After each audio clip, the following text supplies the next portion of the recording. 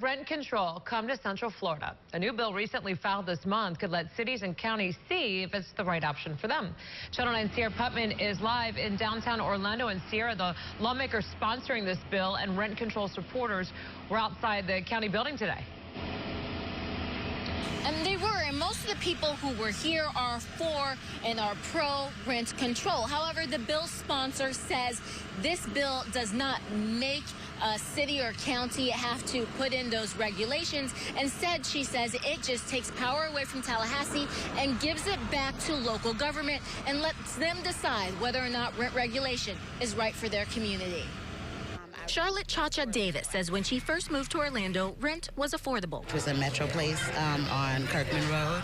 It was $650 a month, I believe, for a two-bedroom, or $750 a month for a two-bedroom. But now she's applying for apartments that are more than double that monthly rate. Finding an affordable place to stay is hard. The website Rent Cafe says the average rent price in Orlando increased by nearly 5% from January 2018 to January 2019. Right now, the average rent is $1,389 a month.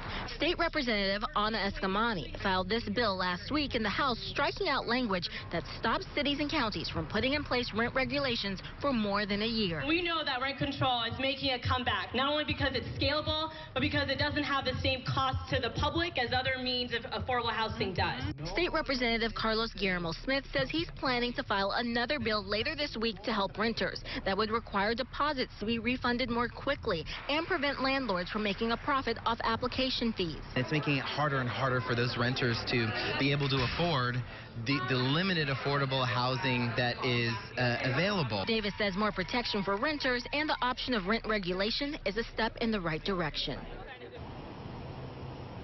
And within the last 10 minutes, I got a joint statement from the Florida Apartment Association and the Apartment Association of Greater Orlando. Both are against rent control, and that statement as they argue that it only helps a few people and therefore it is not a comprehensive solution to the rising rent issue. Reporting live in Orlando, Sierra Putman, Channel 9 Eyewitness News.